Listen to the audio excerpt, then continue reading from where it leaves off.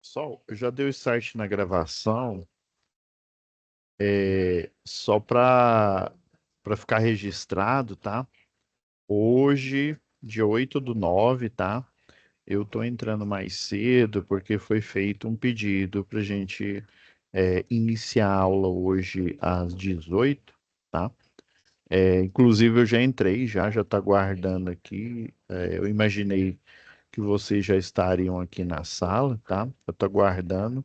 E eu já resolvi começar a gravar. Lembrando que essa aqui é uma aula ao vivo, tá? Então eu estou fazendo a gravação da aula ao vivo, da aula que está acontecendo agora, tá? E que vai ficar na plataforma. Então eu já vou iniciar aqui, já falando, eu vou aproveitar essa 1 hora a mais aqui para a gente falar sobre assunto relacionado aí ao desafio 4.2, que é o nosso último desafio. Mas aí lembrando que nós vamos ter, deixa eu só dar uma olhada aqui. Nós vamos ter mais 2 aulas fora essa daqui, tá? Então vão ser criados mais 2 desafios, tá? Mais 2 desafios com aquela mesma proposta.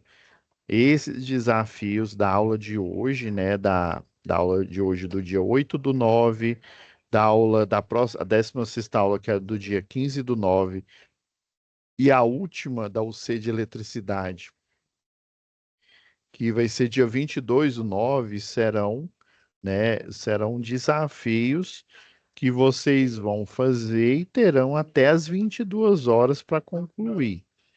Beleza? Tá? Que fique registrado.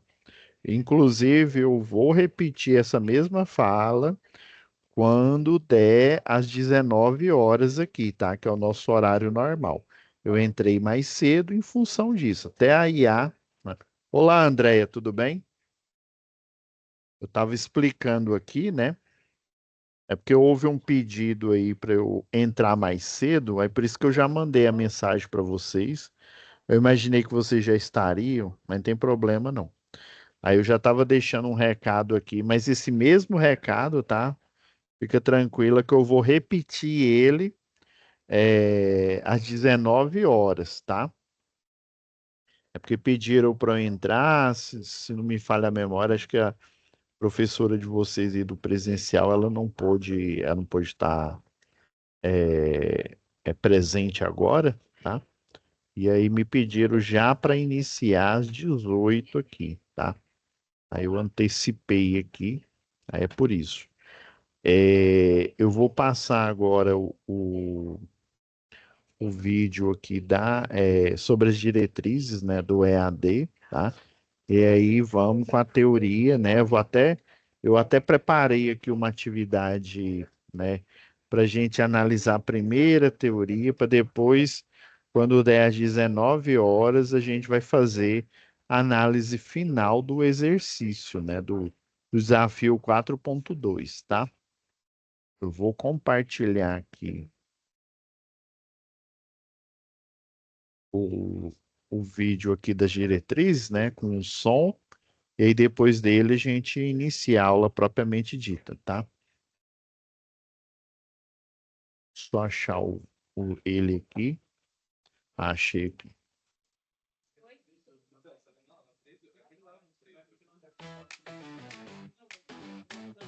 Como aproveitar nossa web aula via Teams? Participar de uma web aula é mais do que entrar na chamada, é estar presente, focado e respeitando o momento de aprender. Vamos às dicas? Escolha um lugar tranquilo, bem iluminado e sem barulhos. Isso ajuda você e toda a turma a manter o foco na aula. Entre na sala alguns minutos antes do horário. Assim você consegue testar a internet, o áudio e começar a aula com calma. Sempre que possível, mantenha a câmera ligada. Isso mostra envolvimento. Mas lembre-se, esteja com roupa apropriada, em um local adequado e cuide do que aparece ao fundo. Você está em um ambiente de aprendizagem. Quer falar? Use o chat ou a função levantar a mão. Respeitar o tempo de fala do outro ajuda todo mundo a participar melhor. Evite distrações durante a aula. Feche outras abas, guarde o celular e foque no conteúdo. Esse é o seu momento de aprender. Em caso de dúvidas sobre o conteúdo, fale com seu tutor ou tutora. Para dúvidas sobre acesso ou uso da plataforma, procure um monitor. Use o AVA, ele é o seu canal direto com a equipe. Você faz parte da aula e a gente está aqui para ajudar você a aproveitar o melhor dela.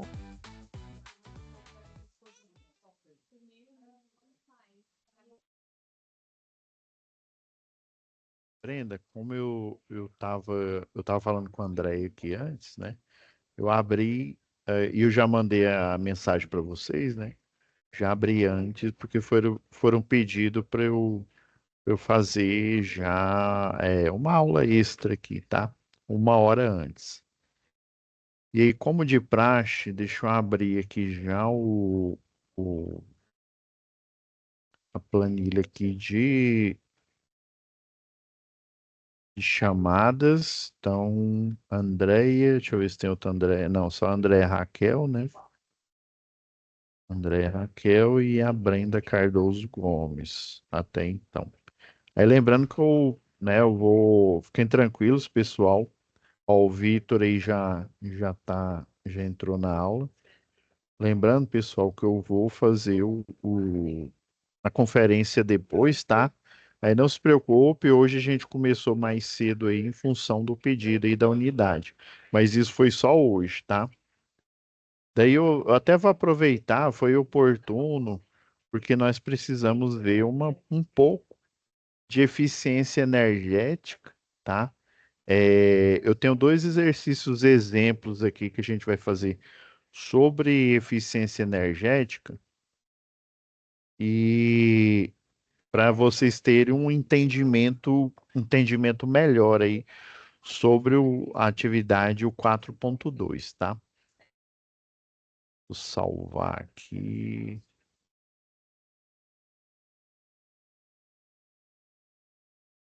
Então vamos lá, deixa eu compartilhar a tela com vocês que vai ficar melhor.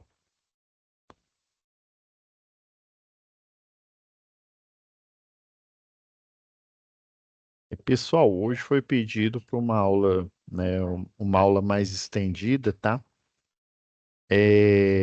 Então, só para aproveitando que já tem alguns integrantes aqui, né? Só para ficar registrado, pessoal, essa aula de hoje é estendida, tá? A próxima, contando com essa, nós vamos ainda ter duas aulas, né? A do dia 15/9 e a do dia 22/9. Lembrando que o último desafio mesmo é hoje, mas como nós vamos ter duas aulas, é porque quando a gente iniciou esse curso aqui, a proposta que eu recebi que ia ser segunda e sexta-feira.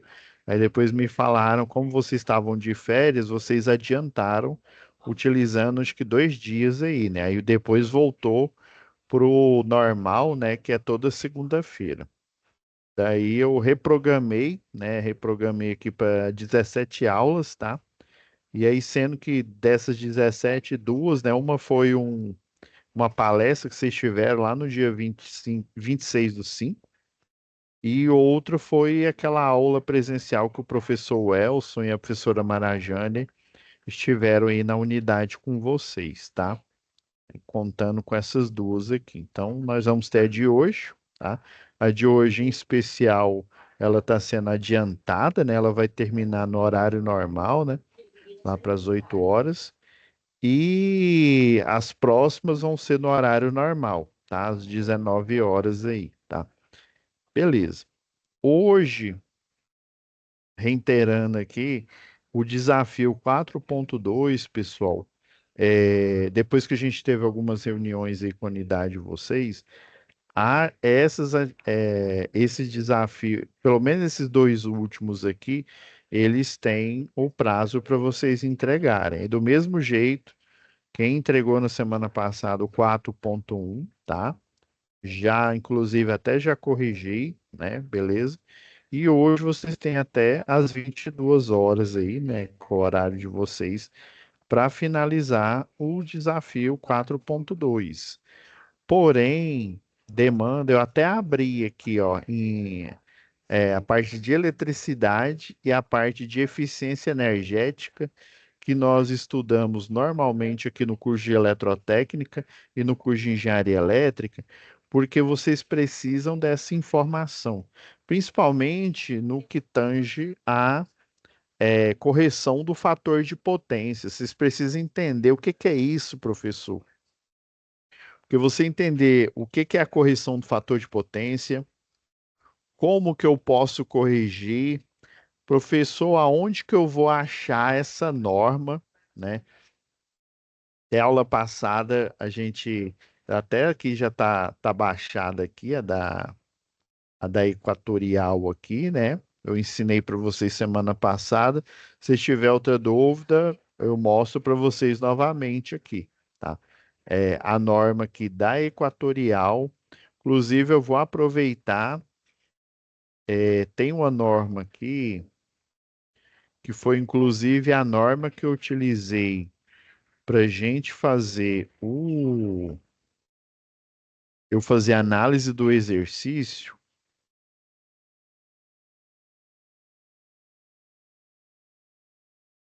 Só um minuto aqui.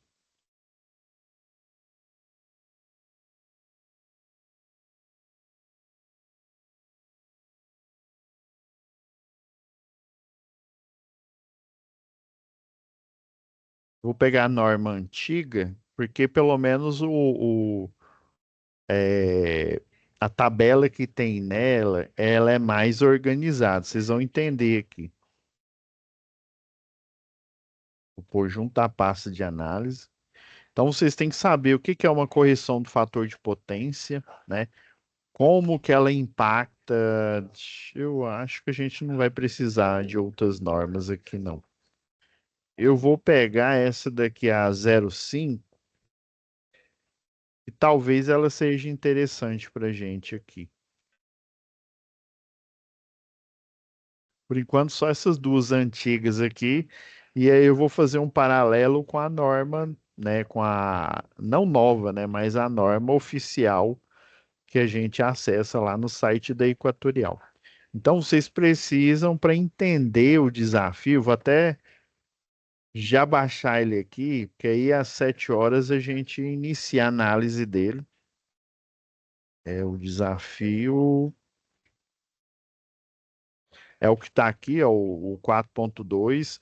Aí lembrando que como nós ainda temos duas aulas, eu ainda vou passar dois exercícios, né? Já na próxima semana vai constar aqui na plataforma, né? Dois desafios extras e vai ser na mesma pegada aí, né? No mesmo padrão, né? Vocês têm até as 22 horas e isso vai contar, né? Não só como ponto, mas vai contar aí como a presença de vocês também, tá? Vão ter mais dois aqui, né? Um por dia, deixa eu ver que dia que é mesmo. Um para o dia 15, que é na próxima segunda-feira, né? E outro para o dia 22/9. Aí esse aqui é o de hoje. Esse aqui, inclusive eu vi que alguns até já enviaram. Vou pegar a folha aqui.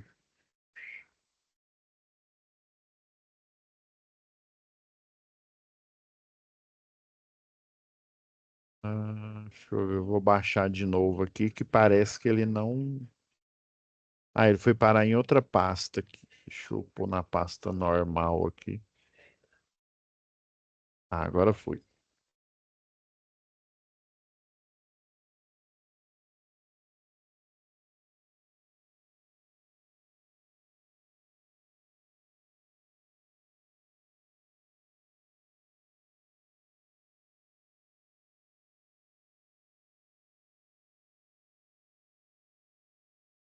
Já estou aqui com alguns exercícios que vão ser necessários, né? Vão ser subsídio para o entendimento, tá?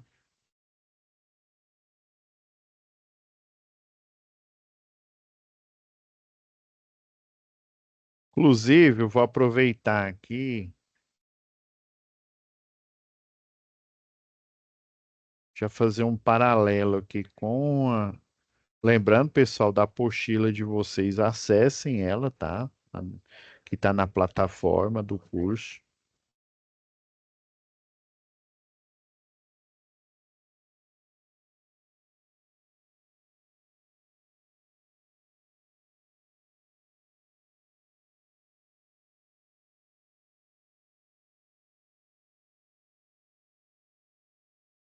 Olha, a parte de corrente alternada, o capítulo 9, tá? Eu indico ele para vocês, né? Lembra que quando eu posto a aula, eu deixo aqui a dica para vocês lá na postagem, né? Já vou indicar logo, como a gente está tendo esse tempo a mais aqui, ó. O capítulo 9 que fala sobre corrente alternada, mas eu vou fazer uns dois exercícios aqui para a gente ir trabalhando esse conceito, tá? E o capítulo 12 que fala sobre potência elétrica. Então, o desafio, só relembrando o desafio da aula passada, o 4.1, o subsídio, né, que vocês têm para o entendimento aqui é o capítulo 13, né, que foi de segurança e normatização, tá? Já corrigi quem enviou até as 22 horas lá na semana passada. Então, ó, capítulo 12 e capítulo 9 é o ideal para vocês, né, terem o subsídio para entender a atividade, né?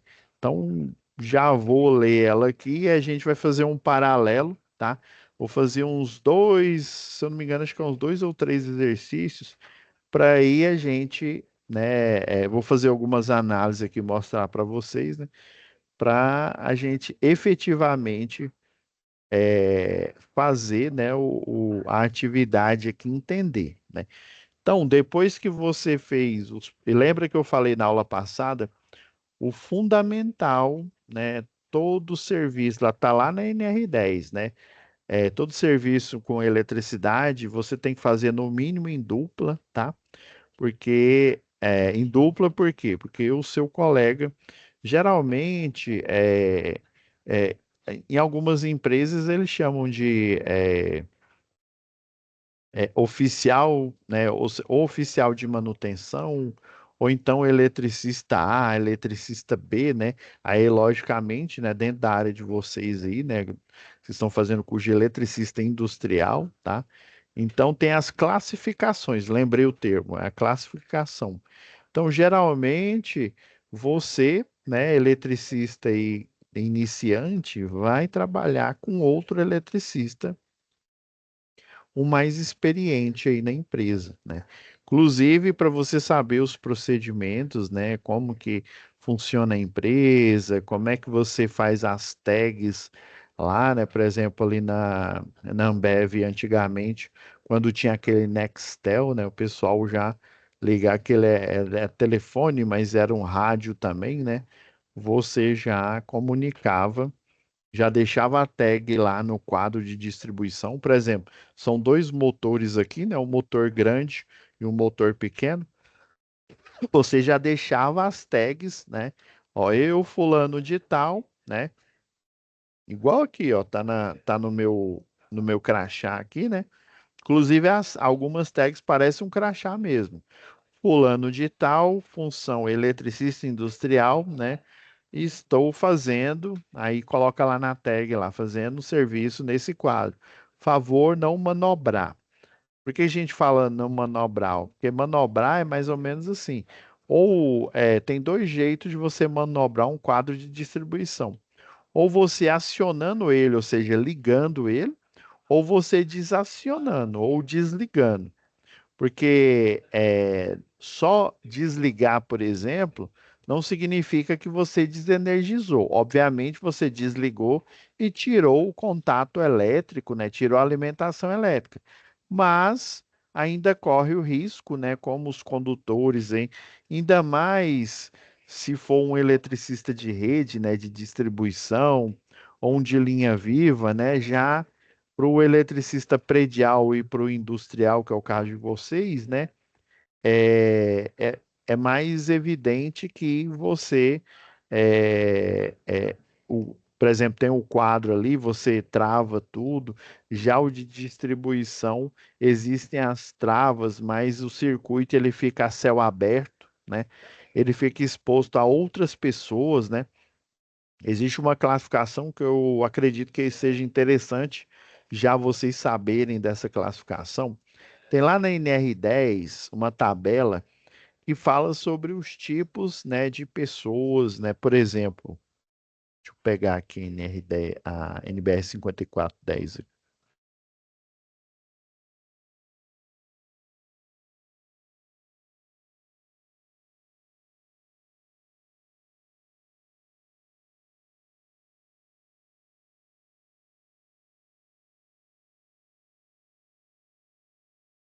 eu ver, BA.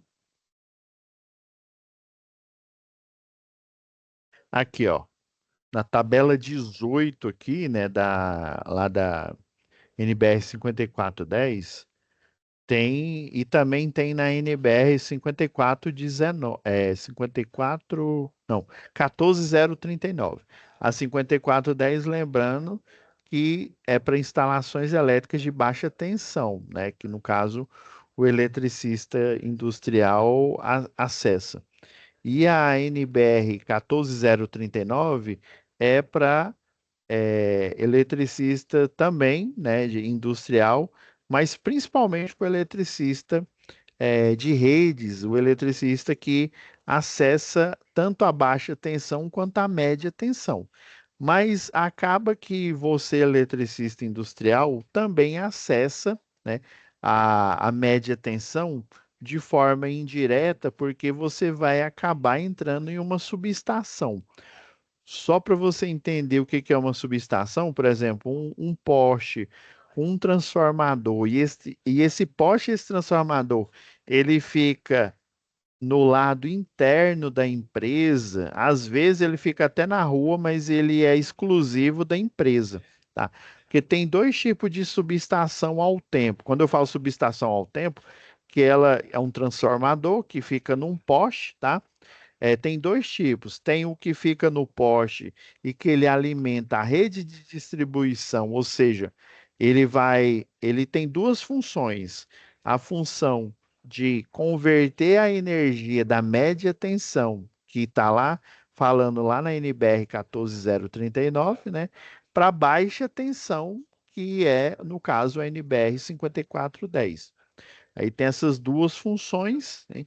E ele alimenta, né, diretamente da baixa tensão dele os clientes residenciais, os clientes que não têm demanda, né? Mas como assim não tem demanda? Aí não tem potência? Não, obviamente sua residência, a minha, né, e de qualquer outro cliente residencial tem uma demanda por potência, mas quando a gente fala demanda é porque ele demanda uma potência muito alta. Por isso, já vou falar logo aqui para vocês, né?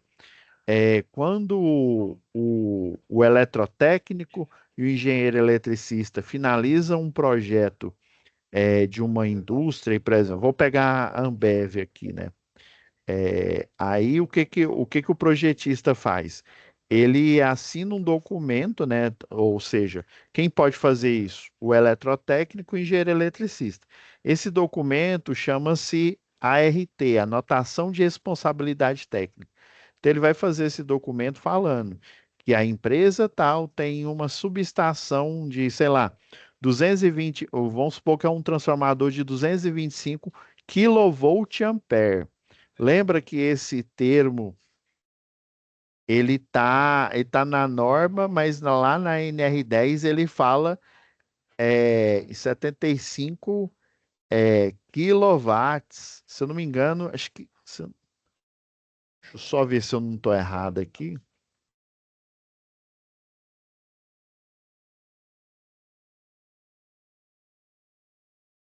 Só conferir aqui para ver se eu não estou errado.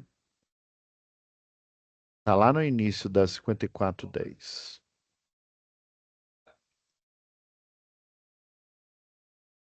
Ah, não, é quilowatts. Lembra bem desse número aqui. Esse número vai ser extremamente importante para a gente analisar e fazer essa atividade aqui de forma correta. Ó, na NBR, e há um estranhamento não só para os eletricistas, principalmente você futuro eletricista industrial, mas há um estranhamento para o eletrotécnico e para o engenheiro eletricista, porque na NBR ou na NR10, né, que é Segurança e Eletricidade, fala que carga superior, né? Todo estabelecimento, quando ele fala estabelecimento, ele fala um comércio e uma indústria.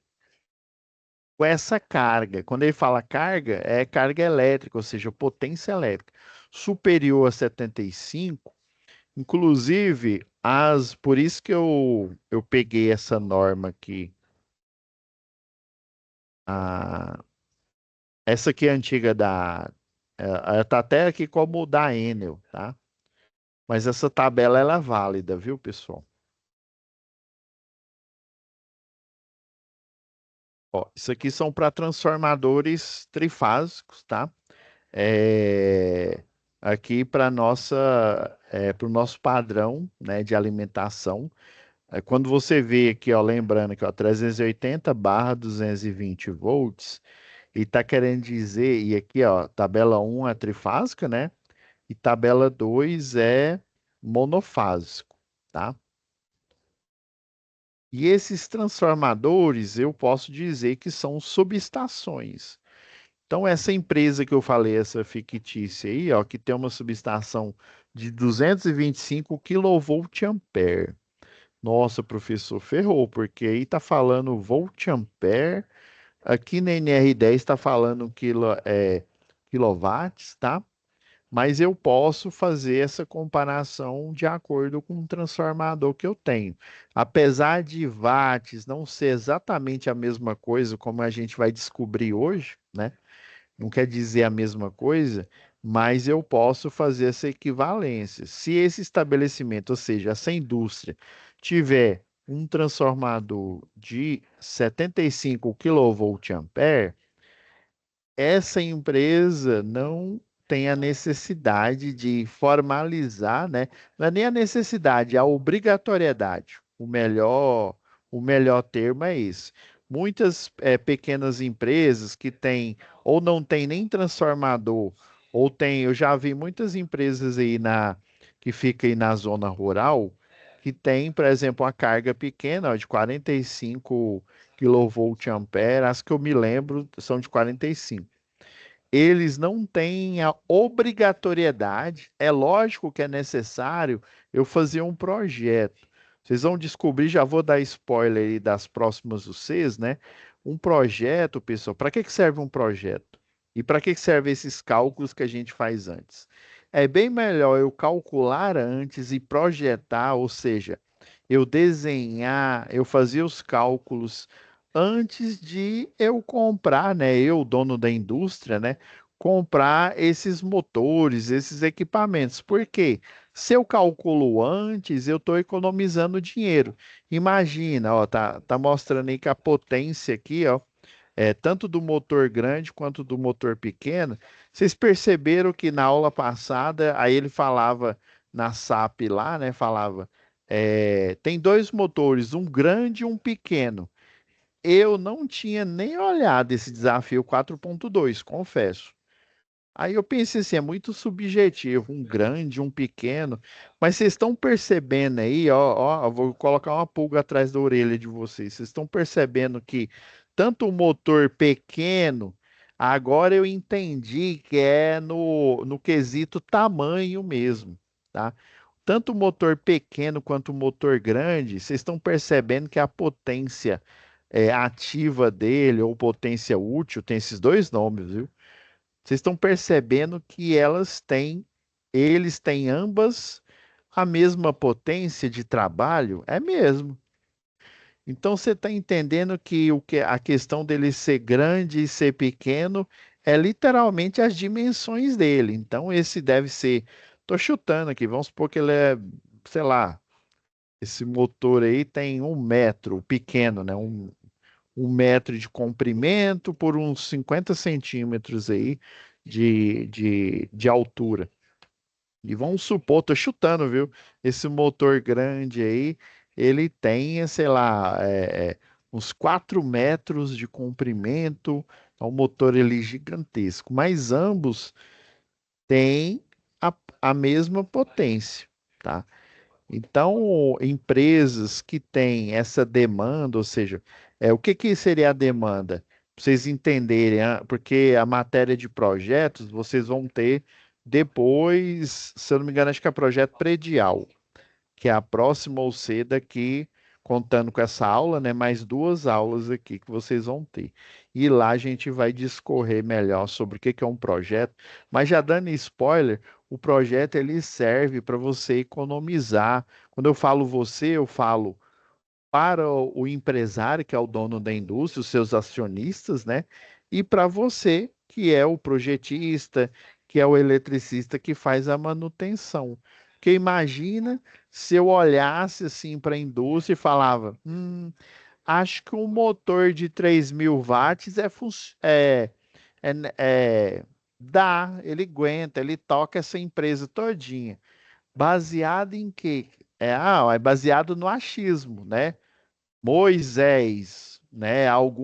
Uma voz alienígena me falou aqui no pé do ouvido, e eu acho que um motor de 3.000 watts vai me atender. Achismo não é projeto, viu, pessoal? Projeto é cálculo, é desenho. Esses cálculos, eles são traduzidos em tabelas da concessionária de energia. Tá? Então, você está vendo essa tabela aqui, ó, a concessionar os engenheiros, os eletrotécnicos da concessionária de energia local, eles calculam, ele pega todos os transformadores que eles têm disponível para a rede elétrica, por exemplo, atualmente você tem ó, um de 30 kVA, de 45, o de 75, ó, 112,5 kVA, o de 150, 225, 300 e de 500. Você tem essas opções, ó. Quando a tensão secundária o monofásico sempre é o menor, lembra disso? 220 e o bifásico, ou seja, tensão de linha duas fases é 380, né? E aí o trifásico vai ser 380, a raiz de 3 dá 660.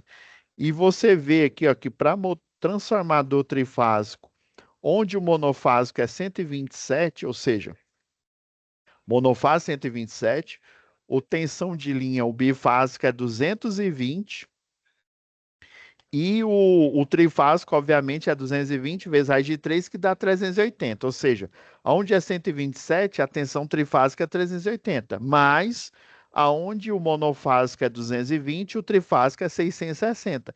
Que, inclusive, a gente nem vê nessa tabela, nesse padrão. Lembra que eu falei em aulas anteriores? Isso aqui é um padrão, pessoal.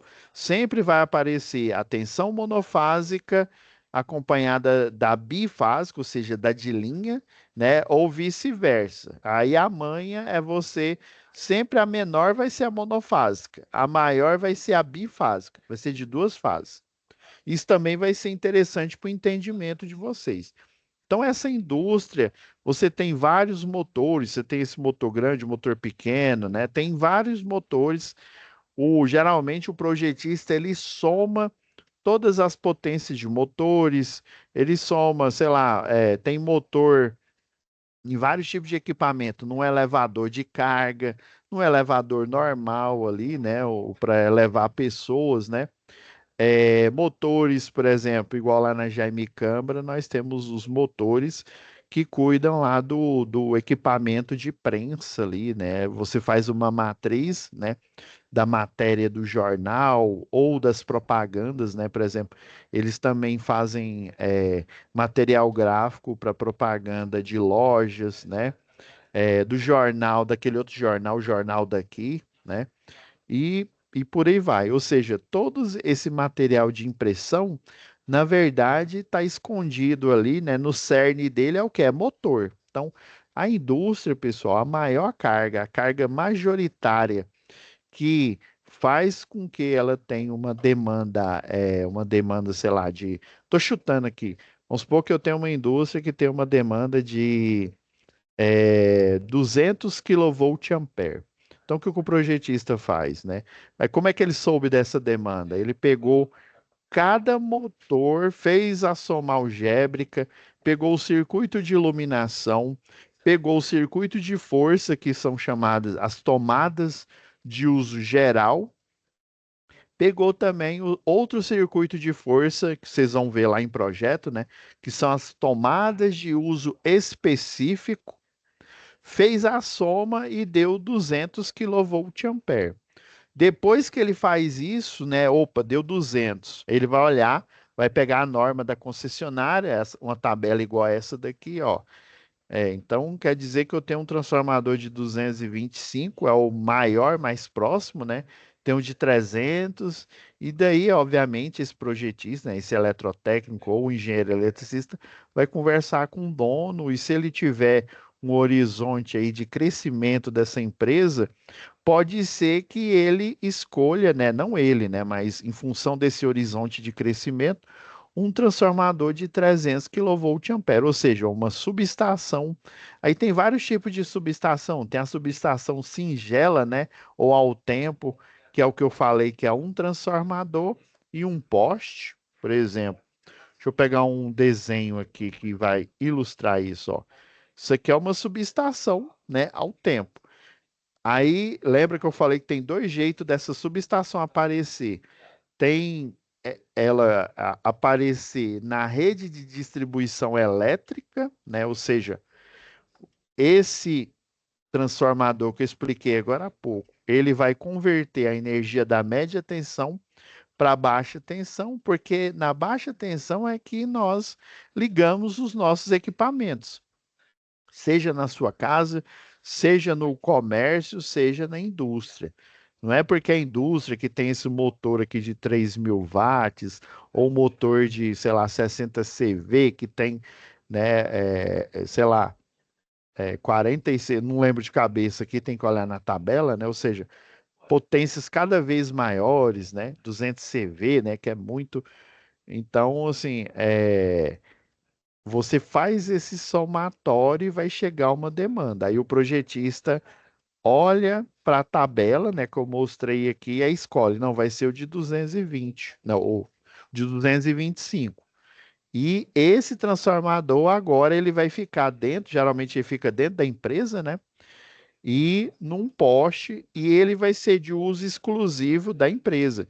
Por isso que você faz um documento, né, que chama anotação de responsabilidade técnica, né, para fins de subestação, né, de fornecimento de energia. Aí você vai escrever lá, ó, tanto o eletrotécnico quanto o engenheiro eletricista, ó, essa endereço tal, tal, tal, a empresa, né, ter uma carga de tantos, né, a demanda, né, e uma subestação ao tempo, um transformador de 225 kVA, tá? Tem outro tipo de subestação, ó, por exemplo, essa daqui, a estrutura, essa estrutura aqui chama HT, tá? Mas aí, para efeito, eles chamam de subestação tipo H. Esse H é para fazer ilusão, porque são dois postes, né? Geralmente, na atualidade, você usa para um transformador de 500. Até o transformador de 300, eu vou utilizar apenas um poste. Já o de 500, se eu for utilizar ele, um ramal aéreo, né, para a empresa, tem que ser nesse tipo de estrutura aqui. Aí a medição de energia vai ficar bem aqui embaixo, tá? Temos mais outro tipo de subestação. Deixa eu pegar, ó. Essa daqui é ao tempo. Só que esse daqui, por exemplo, tem uma mineradora ali em Santa Bárbara, que tem uma subestação exatamente igual a essa daqui, ó. Isso daqui são instrumentos de medição. Isso aqui é chamado de medição, ó, tá vendo esses dois aqui, ó? Medição direta do da média tensão. Então, o que que vai acontecer aqui, ó? Tem um TC e um TP. O TC ele verifica corrente, é o que está acontecendo aqui, ó, um amperímetro, né, para verificar a corrente tanto do motor grande quanto do motor pequeno. Nós temos um voltímetro, né, o TP é o voltímetro, o TC é o amperímetro. Então, esses transformadores especiais aqui, eles são usados única e exclusivamente para medição de energia. Então, ele vai ver quanto de corrente está passando no circuito, quanto de tensão tem. A partir do valor da tensão e da corrente, ele tem o valor da potência, né? Inclusive, você vai montar, né, dentro da empresa um quadro de distribuição, um armário, melhor dizendo, né? E nesse armário tem os barramentos de baixa tensão, inclusive na porta deles, isso aqui é só a medição, tá? Aí lá dentro da indústria tem o armário, né? E esse armário ele tem uma IHM, ou seja, ele vai ter uma interface homem-máquina que mostra em tempo real a potência ativa, que é em watts, a potência aparente, que é em volt-ampere, tá? Inclusive até a potência reativa. Professor, o que que é isso? Eu lembro que você falou numa aula aí, mas, né, como a gente só tinha uma hora aí, ficou meio nebuloso. Calma, que a gente ainda vai ver hoje isso daqui, né? Melhor. Então, essa interface homem-máquina, ele basicamente, né? Por isso que ele está falando aqui, ó, no exercício, ó, utilizando voltímetro, amperímetro e watímetro. Na verdade, o watímetro é, tem o watímetro a três fios e a quatro fios. Na verdade, o watímetro ele é um equipamento ou um implemento, né, no caso aqui dessa indústria aqui, né, que tem esse tipo de subestação ao tempo. Você está vendo? Mas ela fica em volta aqui por uma cerca aqui, ó. Tem arame farpado e tem essa tela aqui. Essa cerca e essa tela não é só para evitar que pessoas passem para dentro aqui, né? E obviamente com esse tamanho aqui, né, é fácil qualquer um pular aqui, né? Isso daqui não é empecilho para ninguém. Mas na verdade essa tela aqui ela serve como gaiola de Faraday. Se tiver uma sobrecarga aqui, essa sobrecarga ela vai atingir tudo que tem de metálico em volta e ela vai parar nessa tela aqui. Tá vendo esse desenho aqui embaixo aqui, ó? Isso aqui é o sistema de aterramento. É o sistema, ele está interligado, essas hastes aqui de aterramento, ó, tem uma caixa de inspeção. Essa caixa de inspeção, o eletrotécnico e o engenheiro acessam ela. Eles utilizam um equipamento que chama terrômetro, né? Você pode utilizar tanto o alicate terrômetro quanto o terrômetro A3. Ele tem geralmente duas hastes e ele tem um conector jacaré. E aí o alicate é mais fácil, que é só você colocar essa caixa de inspeção, é justamente para você levantar a tampa e verificar a resistência ali, né? Ele vai verificar se tem corrente de fuga. Se tiver corrente de fuga, quer dizer que ou tem surto ou então tem alguma fuga de corrente desses circuitos, né? Ou quando eu falo surto, quer dizer que teve uma descarga, quer dizer que teve, né, tá tendo alguma liberação de energia para a Terra, porque o Terra ele foi feito para isso mesmo, ele foi feito para haver uma liberação de energia para a Terra e também para criar o potencial, né, o potencial de referência zero, né? Não sei se você sabe, o neutro da rede elétrica, ele é aterrado. Então, na verdade, o neutro e o terra, eles são, vamos dizer assim, a mesma pessoa. É como se eu estivesse comparando aí o Superman, né? O neutro seria, sei lá, o Clark Kent vou usar as analogias, tem um professor aqui que é bom de analogia, né? O neutro seria o Clark Kent e o terra seria o Superman, né? São a mesma pessoa com identidades, personas diferentes aí, né? Então, no final das contas, o neutro ele é aterrado. Ele é aterrado justamente para garantir que o potencial dele seja zero, porque eu preciso desse potencial zero para juntar com o potencial de uma fase e eu ter um circuito monofásico. E pelo que eu estou vendo aqui no exercício, né? Esses motores, tanto o motor pequeno, considerado pequeno, que eu acredito que seja no tamanho, né? Porque a potência é a mesma, né? Então, é no tamanho mesmo. Tanto o pequeno quanto o grande, se vocês perceberem aqui, ambos estão ligados numa tensão de 220 volts. Esse CA que é para dizer que é um circuito de tensão e corrente alternada aí, né? Que é a rede nossa elétrica aqui. Então, esse aterramento é justamente para isso, para você fazer a equalização do neutro, fazendo com que o neutro de fato tenha um potencial zero. Porque se ele não tiver um potencial zero, isso vai causar um problema gigante. Principalmente, ó, qual que é a maioria dos usuários do sistema elétrico potência, né? Alternativa A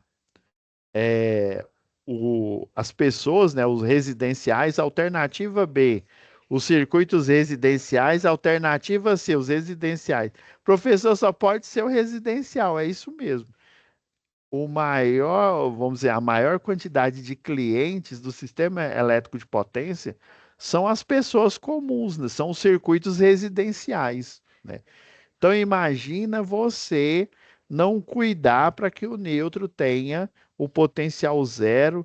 Se ele tiver um potencial diferente de zero, esse potencial vai ser multiplicado por raiz quadrada de 3 e ele vai atingir uma tensão eficaz acima dos 220. Inclusive, o limite é até 250, viu? Ele vai ultrapassar esses 250. Aí o que que vai acontecer? Os equipamentos vão queimar. O que que vai acontecer? Todo mundo vai reclamar com a concessionária de energia. E o que que vai acontecer? Vai sair a Equatorial e vir outra concessionária de energia. Um dos motivos da Enel ter saído aqui, né, de Goiás, foram os indicadores de eficiência, indicadores de entrega, né, indicadores como o DEC e FEC, né, a quantidade de vezes que teve queda de energia, a frequência com que essas quedas de energia ocorreram, elas foram muito baixas, né, na verdade foram altas frequências, né, tanto que a ANEEL, né, a Agência Nacional de Energia Elétrica, virou para a Equatorial e falou: tá de brincation if me, né? Dando uma de Joel Santana, né? Vocês estão de brincadeira, né? Esses indicadores não estão bons, não, ó. Vocês vão perder a concessão, viu? E de fato aconteceu. Eles perderam a concessão, né? Houve novo pregão eletrônico e a Equatorial assumiu. Se a Equatorial tiver os mesmos resultados ou até piores, vai acontecer novamente um pregão e ela vai ser o quê? É, deixada, vai ser convidada a se retirar dessa concessão. É assim que acontece com o sistema elétrico de potência. Então, ele tem que garantir, por isso que aterramento para concessionária de energia é coisa séria, porque ela vai causar um problema com os circuitos monofásicos e a maioria dos clientes são residenciais. E detalhe, numa indústria, não são todos os equipamentos que são trifásicos, por exemplo, né? A maioria ali, administrativos, computadores, né? Por exemplo, a JC Distribuição tem os servidores, né? Eles são todos monofásicos. O que que vai acontecer, né? Além do residencial dar problema, vai dar problema também nas indústrias, na parte ali de redes, né? Principalmente, ó, se a JC Distribuição perder o call center delas, eles estão enrolados. Porque o call center é o pessoal que vende os produtos que eles compram e vem, além de vender, a equipe de vendas é o que compra aquela grande quantidade. Lembrando que a JC Distribuição, ela é uma distribuidora, né, uma logística aí de alimentos, tá? Outro tipo de subestação aqui, ó, é a subestação abrigada. Deixa eu...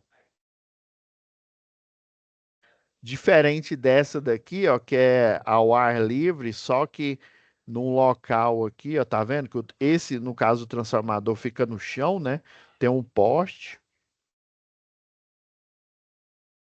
Vou pegar uma que abre, ó, isso aqui é porque é a vista superior, tá? a vista lateral, ó, em vez dessa subestação ficar ao ar livre, né, ela vai ficar num ambiente confinado aqui, ó, que está mostrando, ó, a rede elétrica vem aqui nesse, chama isolador de ancoragem aqui, tá? Isso aqui é o sistema de aterramento, tá vendo? A fase, ela é ligada tanto na bucha de média tensão, né, na 13,8, quanto ela é ligada aqui no aterramento. O aterramento, lembrando, ele é uma resistência, ele é uma termorresistência. Essa resistência aqui, ela fica normalmente aberta. Vocês vão entender esse termo melhor quando a gente falar de máquinas. Mas é o seguinte, é como se fosse uma chave aberta mesmo, tá? Por isso que não acontece um curto-circuito aqui naturalmente. Aqui, como ela fica aberta, né? A energia vem aqui, ó, passa pela chave fusível aqui, alimenta, dependendo, isso daqui é uma subestação com um transformador apenas. Vamos supor um de 500 ou até lembrando, pessoal, que se a subestação tiver uma carga maior do que de 500, por exemplo, vou pegar de um shopping que tem aqui em Goiânia, né? O Shopping Cidade Jardim tem um transformador de 750. Só que como ele é fora do padrão, eles pediram, se eu não me engano, chama Natusa Transformadores. Eles pediram para a Natusa fazer um transformador especial de 750, porque a Eletrotransol não tem, a Agel não tem, nem a Eletroenergia. Ah, então eles não têm a pronta entrega. Agora, se você fizer encomenda e pedir um 750, qualquer um desses três te fornece. Só que vai demorar, vai demandar mais tempo. Do mesmo jeito, a Natuza e transformadores, ela tem, né? Os transformadores normais, mais um especial, eles vão precisar fazer a fabricação dele. Então, esse transformador especial, ou até vários deles, né, eu posso colocar numa subestação abrigada. Do mesmo jeito que essa ao tempo aqui, ó, essa ao tempo tem essa telinha aqui pelo lado de fora, ó, essa abrigada vai ter uma tela aqui, ó. Isso aqui é uma. É porque não está mostrando, é o corte do desenho, né? Não está mostrando a telinha aqui, mas essa tela é justamente para fazer o efeito de gaiola, né, de Faraday, que ele vai pegar todo e qualquer descarga que ocorrer aqui, essa descarga, em vez dela ir, né, ela vai bater aqui no portão e vai ser sugada pelo sistema de aterramento. Olha a caixa de passagem aqui, ó. Aí, por exemplo, quando tem um surto na rede, esse surto ele vai vir, né? O para-raio de redes, na verdade, esse aqui é um DPS, tá? Só que ele é um DPS para média tensão. Aí o pessoal nem chama de DPS, eles chamam de é, para-raio de rede. Inclusive, nem para-raio ele é, né? O para-raio é um captor, aquele captor Franklin, né? O pé de galinha, né? Que capta raio. Na verdade, esse aqui é um supressor de surto que ele vai desviar o surto da rede. Vamos supor que caiu um raio aqui na rede elétrica, né, para melhorar a situação. Então a tensão aqui não vai ser o 13,8, vai ser muito maior do que, sei lá, 145 mil volts. Então esses 145 mil volts vão chegar aqui, ó, e essa termorresistência, como ela só suporta até os 13,8, na verdade não dá 13, depois a gente fala melhor disso, ele pega, fecha, né? Ele vai fechar, ou seja, ele vai criar um caminho de condução e ele vai evitar com que a corrente venha aqui e queime transformador e queime os equipamentos do cliente. Então ele fecha, inclusive a resistência elétrica desse aterramento, ela tem que ser o mais próximo de 0 ohms, né? Professor, então existe um aterramento com 0 ohms? Não tem, infelizmente não existe, né? Se alguém falar que, eu calculei lá, deu no termômetro, deu 0 ohms, essa pessoa está mentindo, viu? Pode chegar a 0,25, 0,000 alguma coisa, mas nunca chega a 0 ohms, tá? Mas quanto mais próximo de zero, melhor, porque o que que ele vai fazer com essa resistência baixa? Próxima de zero, né? Ele, como a resistência é próxima de zero e a do condutor da impedância aqui do transformador e dos equipamentos vão ser muito maior que a resistência do aterramento, que é próxima de zero, né? O que que ele vai fazer? Ele vai desviar toda a corrente, né? Lembra que a gente falou lá sobre as leis de Kirchhoff e dos nós, né? A corrente que entra num nó aqui, né? Eu tenho um nó aqui entrando uma corrente elétrica aqui, a I1, né? Então, se tem um nó aqui com dois ramos, então vai se dividir para, sei lá, I2 e I3, né? O somatório delas aqui, né? I1 vai ser igual a I2 mais I3. Então, a corrente que vai passar por esse nó aqui, por como a resistência aqui do DPS aqui, né, do supressor de surto, é muito menor que a resistência do transformador, dos equipamentos aqui, o que que ela vai fazer? Ela vai desviar toda a corrente 1 para ela, então não vai haver I2, vai haver só a corrente I1, né? E a corrente I2 ela seria zero, ou seja, não vai ter corrente nenhuma. Então ele vai pegar todo esse surto aqui, ó, e liberar e vai criar superfícies equipotenciais aqui e vai ser descarregada aqui na Terra. Então isso é que o para-raio de redes, esse equipamento aqui, né, e o supressor de surto que fica lá no quadro de distribuição vão fazer nesse caso. Beleza, entendi, professor. Então, uma indústria ela tem essa tal de demanda, né? Essa pessoa, né, os comuns aqui, ó, pessoas inadvertidas, são pessoas que não são nem eletricista, nem eletrotécnico e nem engenheiro, né? Ou seja, são pessoas adultas, né? No caso aqui o BA1, né? São adultas, né? Obviamente, quando é adulto, você já sabe que a energia faz, né? Ela é perigosa, né? Mas só que eles não têm o conhecimento para se proteger dos riscos, né? Eles não têm treinamento de NR10, né? E não têm um conhecimento que um eletrotécnico, um engenheiro ou um eletricista tem, tá? Agora, o BA2 e o BA3 continuam sendo pessoas inadvertidas. Só que aqui é pior. É pior por quê? Porque o BA2 são crianças e o BA3 são pessoas incapacitadas, né? Idosos aí, por exemplo, né? Ou seja, já a pessoa já senil aqui, que se compara a uma criança, né? Criança, quanto mais nova e mais indefesa ela é, né? Já o incapacitado aqui, né?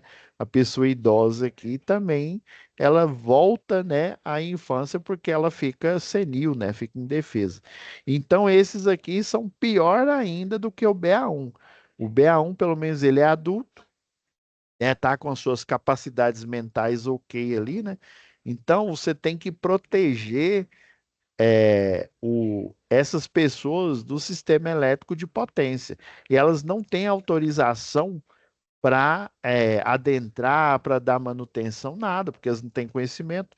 Já o BA4 são as pessoas advertidas que são os eletricistas. No caso, vocês aí que estão fazendo o curso de eletricista ó, ia falar de distribuição, porque eu ministro muitas aulas para o pessoal aí da Equatorial.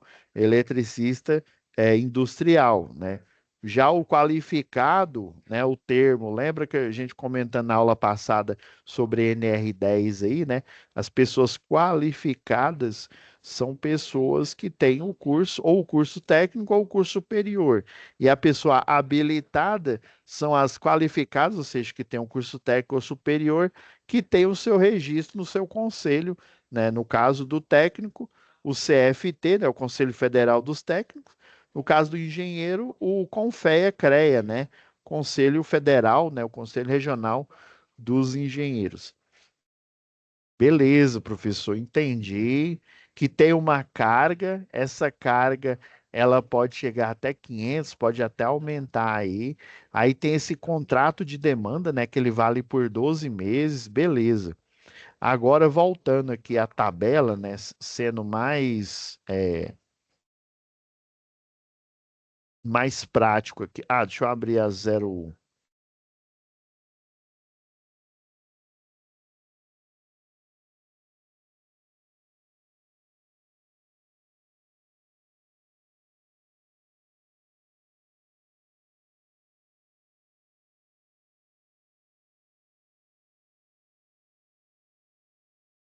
Ó, motores trifásicos aqui, ó. Então, os motores, pessoal, eles têm, né, por padrão, é em cavalo vapor ou em HP, né? Você ter uma conversão, geralmente, um cavalo vapor é igual a 736 watts. Aí agora um HP é igual a 746, né? Dá 10 watts a mais. Mas geralmente a maioria, né, a esmagadora dos motores que a gente lida aqui no Brasil na indústria é em cavalo vapor. Mas se for em HP, saiba que é 10 watts a mais aí de potência útil, tá? Professor, que história é essa aqui agora? Eu lembro que o senhor falou na aula passada aí. Que história é essa? Eu vou usar aqui, ó. Lembra que eu dei uma aula para vocês falando? Eu vou deixar assim, ó, que fica melhor aqui, ó. Lembra que eu dei uma aula para vocês, até eu fiz um resumo aqui, né, sobre eficiência energética. Vou fazer aqui um exercício aqui, depois a gente dá andamento à nossa atividade. Aí lembra que eu falei que para esse gerador aqui, ó, para esse gerador, ele está enviando energia elétrica, porque é o seguinte, ó, esse gerador ele tem, deixa eu ver aqui. Nós lembrando aqui, ó, isso aqui são os terminais da fase A. Esse aqui seria o terminal da fase B, por exemplo. Esse aqui seria o terminal da fase C. Aí lembra que eu falei que vai ter uma queda, né? Tem essa queda d'água aqui, ó, que ela vai turbilhonar aqui e girar essa turbina. E aí o rotor, né? Esse rotor do gerador vai ficar girando aqui. Beleza. Lembra que eu falei que tem uma outra tomada d'água aqui, ó, semelhante a essa tomada d'água? E essa tomada d'água, ela tem um motor de corrente contínua. Pera aí, professor. Então quer dizer que lá na hidrelétrica tem o gerador, né, de corrente alternada, trifásico, e tem um motor de corrente contínua também, é um motor gigantesco. Esse motor de corrente contínua, o que que ele faz? Ele aproveita a queda d'água, essa mesma queda d'água aqui, mas só que por outra tomada de água, tá? E aí ele, na verdade, ele vai alimentar um eletroímã. Ele vai alimentar esse eletroímã aqui, ó, pessoal. Aqui, ó, o da fase. Vou pegar o da fase B aqui, ó.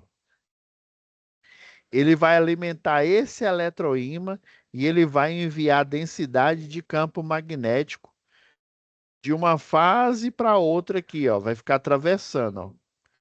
Aí esse eletroímã ele vai mandar campo magnético de um lado a outro da fase B, de um lado a outro da fase A e de um lado a outro da fase C, tá? Ele vai fazer isso.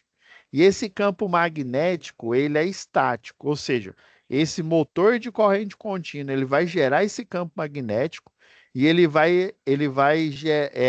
um eletroímã, ou seja, energia elétrica criando um campo magnético. Só que não tem a queda d'água aqui, ó. A queda d'água faz com que o rotor, esse que vocês estão vendo girar aqui, né, ficar em movimento circular, tá? Aí esse movimento circular dentro de um campo magnético contínuo, ele vai transformar esse campo magnético em campo magnético alternado. Por quê, professor? Porque eu preciso ou que o campo magnético tivesse oscilando, ou seja, ele piscando, né? Hora ele vai para um lado, hora ele vai para o outro, ou então eu preciso com que esse rotor esteja girando, ou um dos dois, ou um gira, o outro gira, né? Um fica parado e o outro gira. No caso, o campo magnético fica parado e o rotor aqui fica girando. Só que o rotor aqui, nessa peça aqui, ela tem também um eletroímã, ela tem uma bobina nela. E essa bobina aqui, ó, na hora que ela passa aqui na fase A, por exemplo, ela manda energia, aí essa energia vai sair, ó, vamos pegar esse outro desenho, ó. Vai sair lá da fase, né? Vamos supor que essa aqui é a fase C, né? Eu chamei de fase C agora, hein? Aí, esse campo magnético aqui, ó, contínuo, junto com o campo elétrico. Quando eu falo campo elétrico, é, isso aqui é uma coisa abstrata, viu, pessoal? O campo elétrico aqui, ele vai estar contínuo, ou o campo magnético, desculpa. O campo magnético vai estar contínuo, só que o campo elétrico vai estar alternado. O que que é o campo elétrico? O campo elétrico são todos os elétrons da bobina do rotor aqui. Ah, professor, então quer dizer é como se eu tivesse uma plantação aqui, sei lá, de rosas ou de qualquer outra, né, outra planta aqui, seria um campo de flores, né? Então esse campo elétrico, na verdade, são todos os elétrons que compõem o cobre, né? O cobre do enrolamento desse rotor que está girando. Ah, aí quando eu tenho campo magnético chocando com campo elétrico alternado, eu vou impulsionar os elétrons que estão aqui no cabo da linha de transmissão a eles viajarem pela linha de transmissão, chegar até na subestação, sei lá, da sua cidade. Vamos supor que vocês têm aí em Niquelândia uma subestação de 69 kV, tá? Tô chutando aqui, viu? E aí, esses elétrons que foram impulsionados, né, pelo campo elétrico variável e o campo elétrico contínuo aqui, né, eles em choque, eles vão ser empurrados. É a mesma coisa que o campo elétrico aqui, né, eu ter pessoas aqui, né, parada, aí vem alguém e empurra essa pessoa. Então, o campo magnético aqui, né, ele vai empurrar os elétrons que são as pessoas dentro desse tubo aqui, que no caso é o barramento de energia. Então, por conta desse movimento, os elétrons eles vão, né? Primeiro eles vão criar um potencial elétrico, ou seja, eles vão se energizar.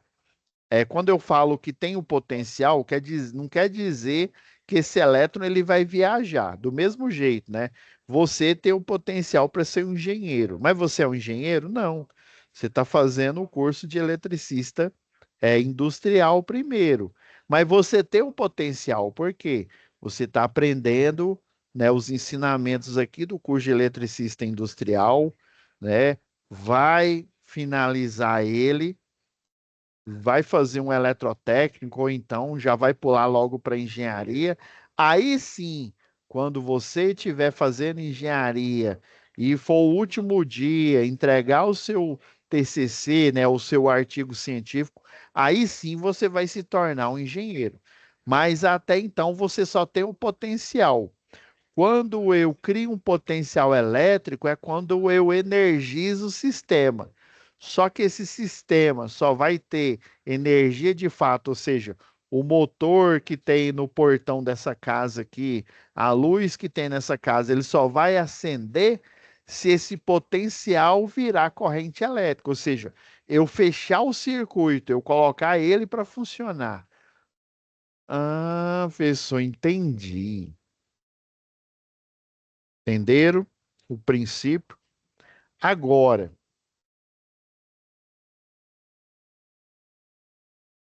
eu vou pegar um exercício exemplo aqui, ó.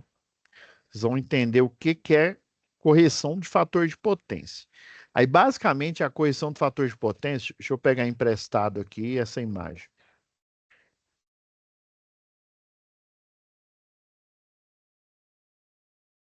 Esse campo magnético, pessoal, ele é bom e é ruim, tá? Esse campo magnético aqui, deixa eu diminuir aqui, ó. Aí lembra daquela analogia que eu fiz aí com a espuma da cerveja, né? Do chopp, né? Quando você compra o chopp, você compra os dois, né? Mas você só usufrui né, do chopp aqui, né? Ou a espuma, né? Então a espuma é algo inerente, ou seja, é algo que está no chopp, né?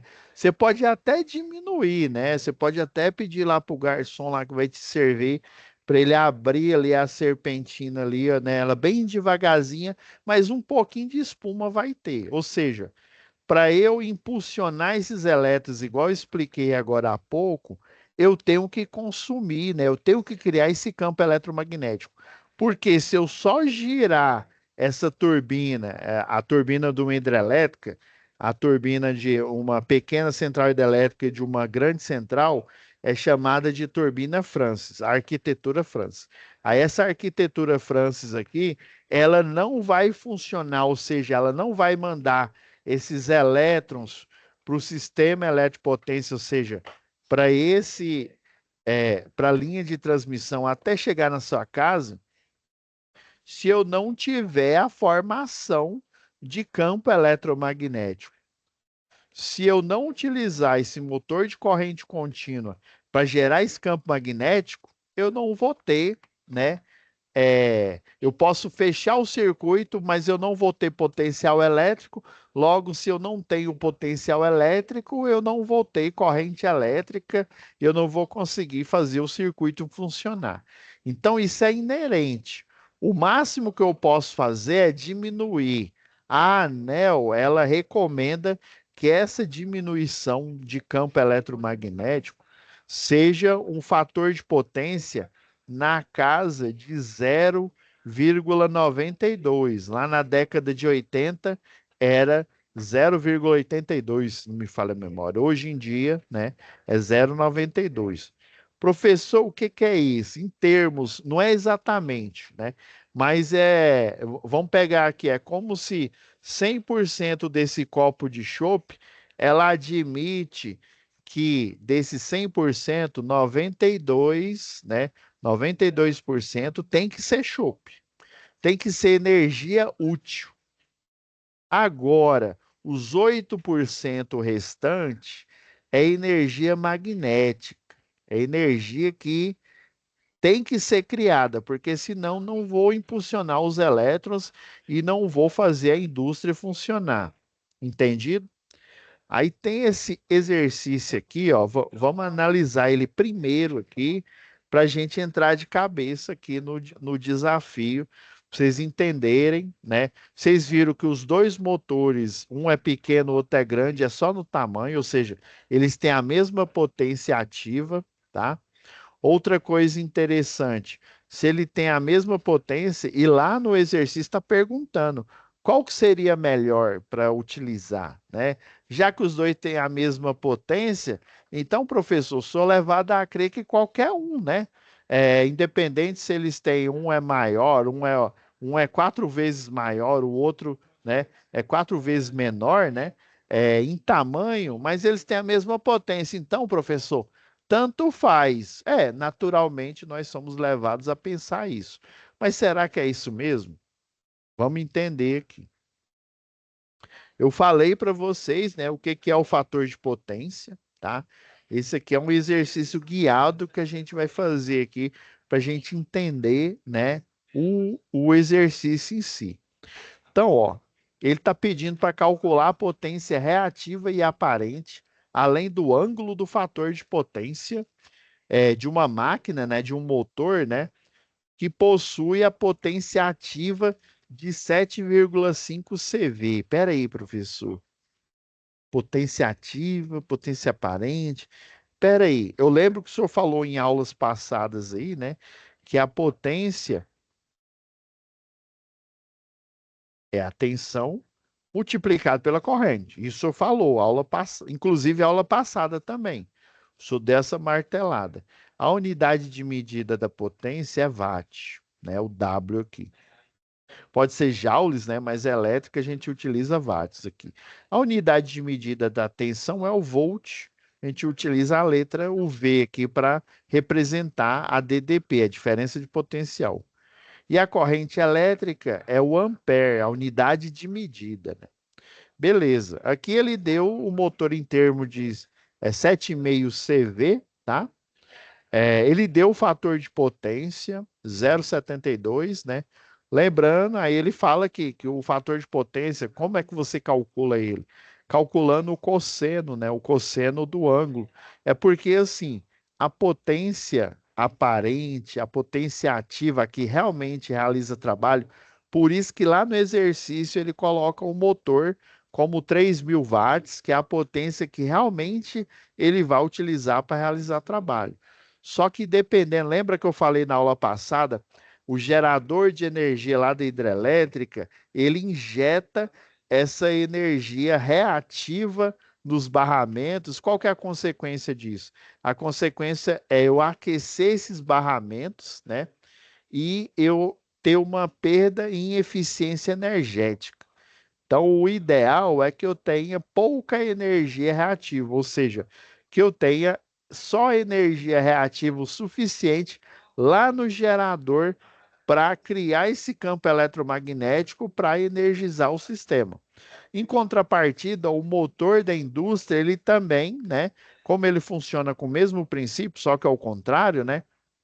Lá na hidrelétrica, a energia mecânica vira energia elétrica. Lá na indústria, né, na indústria de vocês, ela pega a energia elétrica e transforma em energia mecânica. Só que essa conversão eletromecânica também precisa de campo eletromagnético. E esse campo eletromagnético também impregna nos equipamentos, impregna na rede de energia.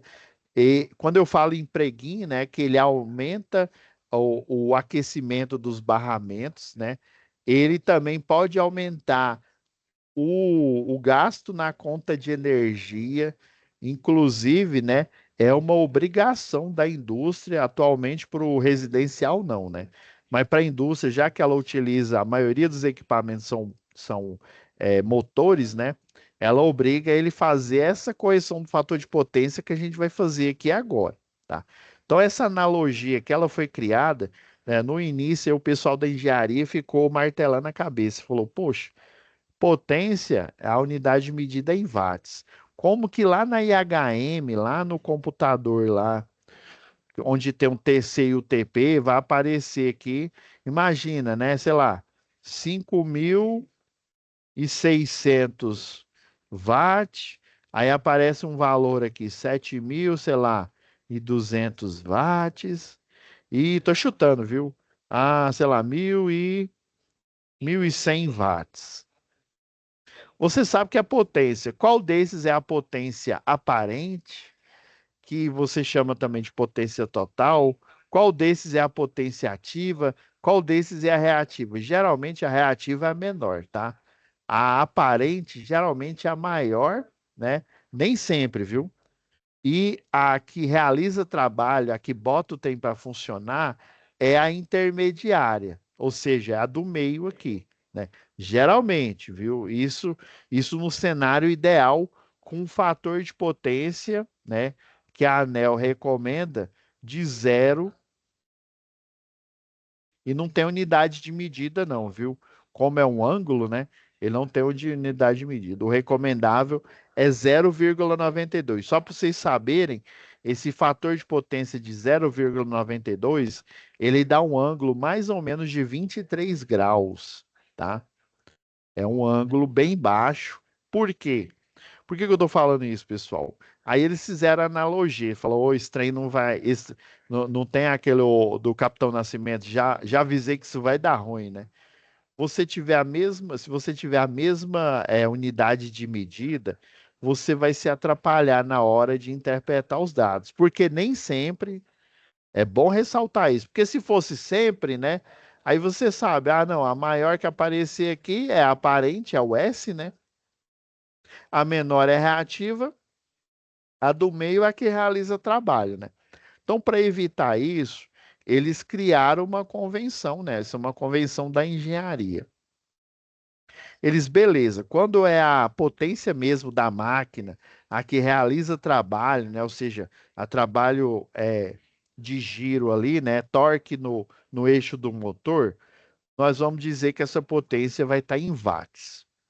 Agora, quando for a potência total, né, a potência aparente do sistema, vamos dizer que é volt-ampere. Porque a fórmula potência watts é igual, né?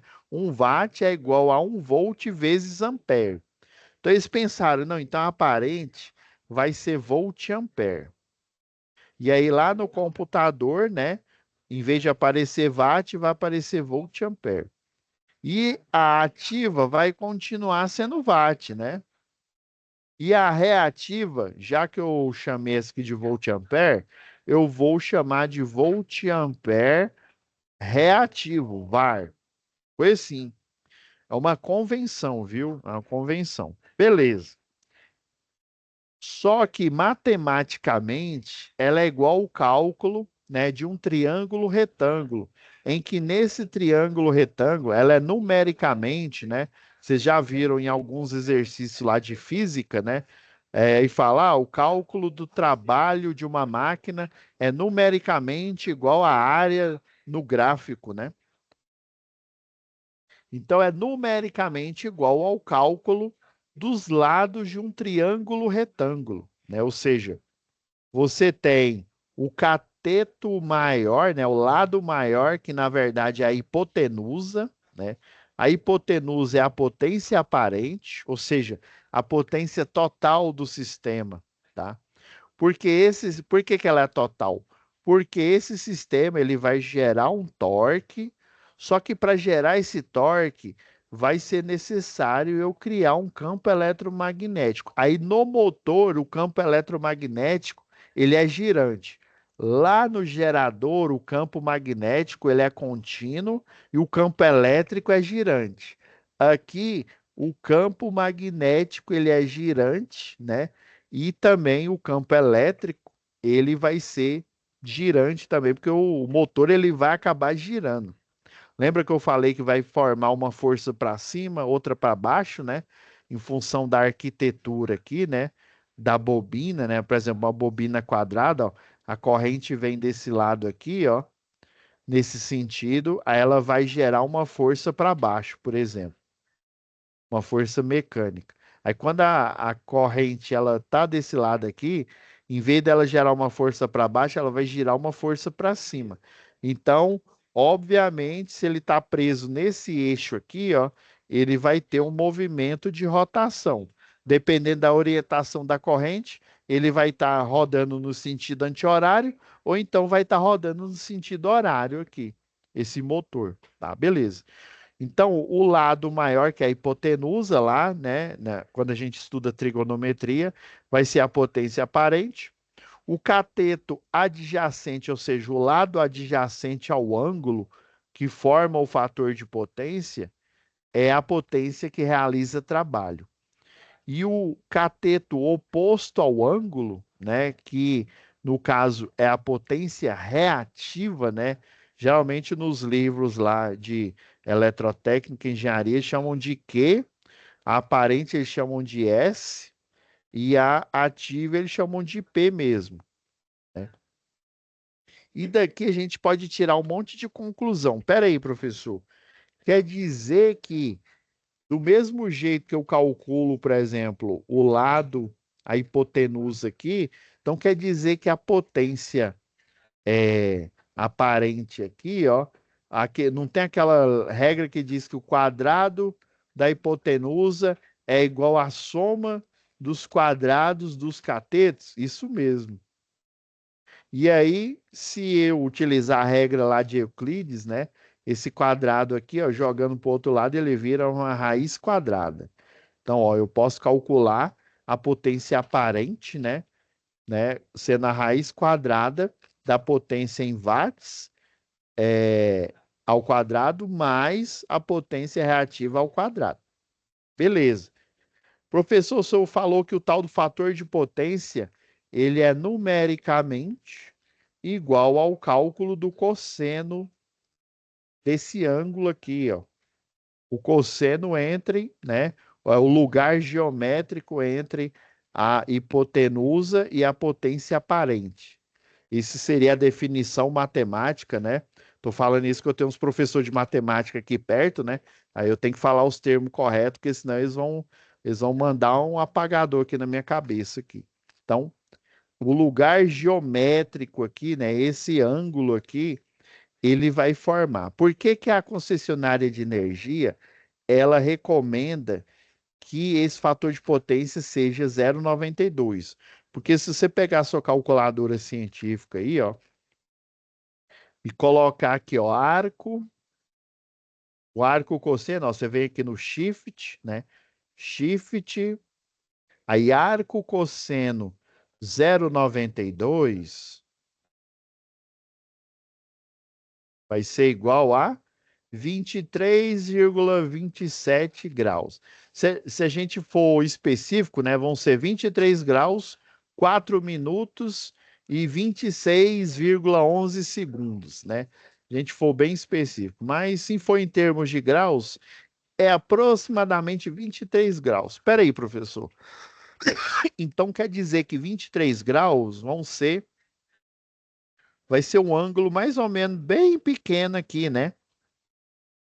Espera aí, professor, 23 graus aqui, né? Se fosse no mundo ideal, né? Se esse fator de potência fosse igual a 1, né? O arco cosseno aí de 1, ele na verdade vai dar zero. Quer dizer que a potência aparente, nesse caso, vai ser igual à potência ativa. Ou seja, ele não vai ter gasto nenhum de energia gerando campo eletromagnético. Mas isso a gente já sabe que não acontece na prática. Eu preciso gastar o mínimo de energia, por isso que quando a gente estuda na eletrotécnica, na engenharia, em eficiência energética, eu ser eficiente é eu criar um fator de potência mais próximo de um, porque aí eu vou estar utilizando o mínimo de energia necessária para eu só gerar o campo magnético e aí eu fazer com que os portadores de carga, né, a corrente elétrica, quando o circuito for energizado, eles vão correr na sua máxima eficiência.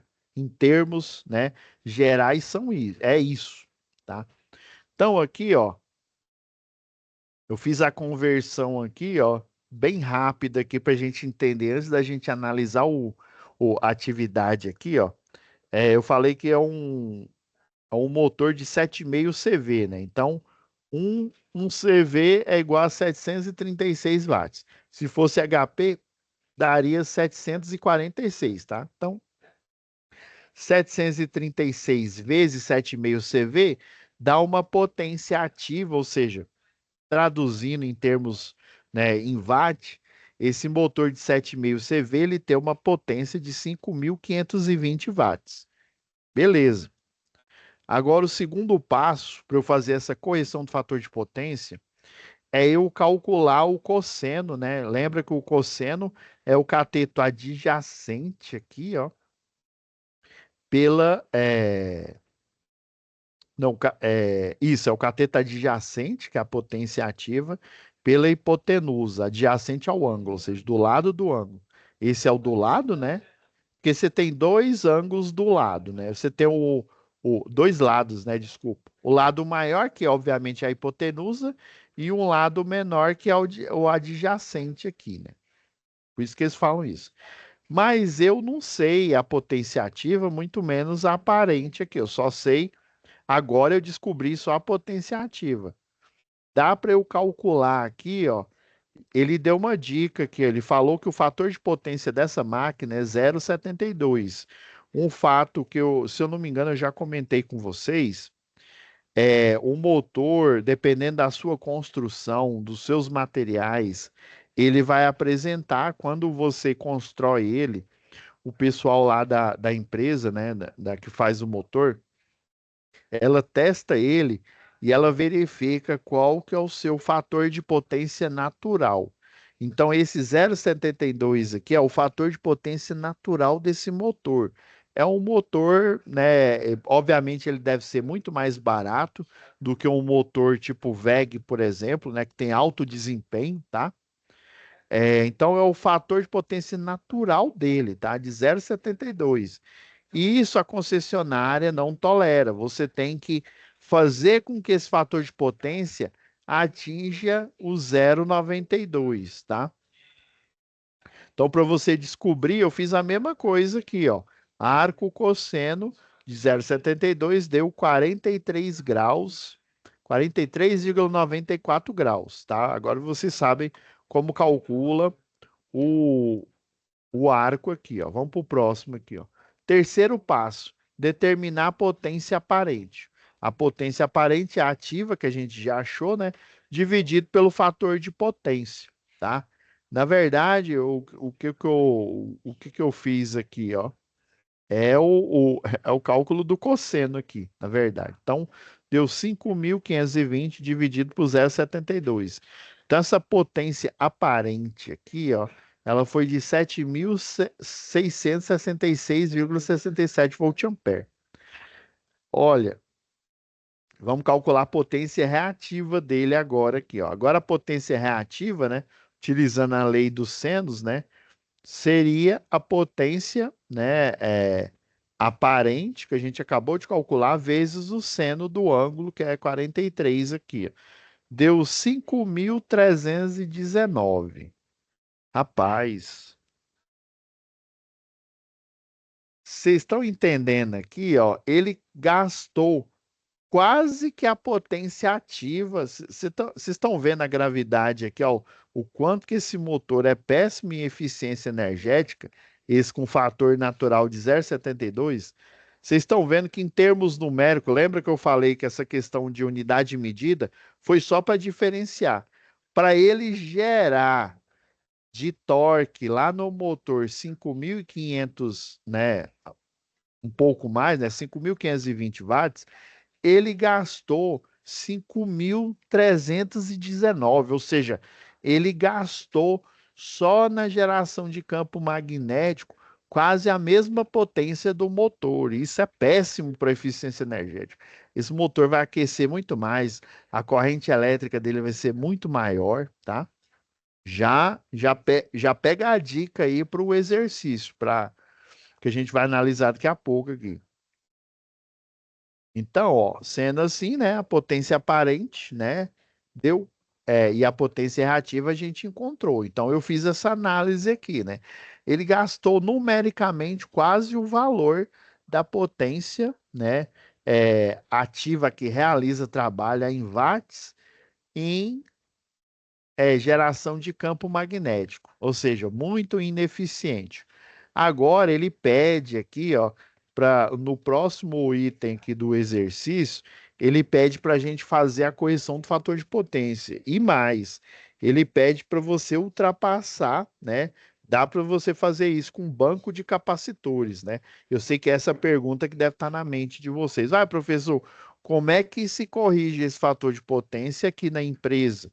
Como é que eu vou fazer isso? Criando um banco de capacitores, tá? Esse banco de capacitor, ele vai absorver esse excesso de energia magnética, ele vai carregar no capacitor e depois ele descarrega na Terra, ou seja, livrando o barramento de excesso de aquecimento, tá? E excesso de corrente elétrica. Ele vai fazer esse ajuste aí. Então ele quer que você, esse mesmo motor aqui, ó, você corrija para 0,95. É porque isso aqui eu peguei do livro, tá? Do livro lá de eletricidade, né? Para o eletrotécnico aqui. Então, pessoal, você é obrigado, né? A empresa é obrigado 0,92, tá? Eu peguei um pouco maior para vocês verem o impacto aí. Então, 0,95. Do mesmo jeito, a potência aparente continua a mesma, né? A mesma máquina, né?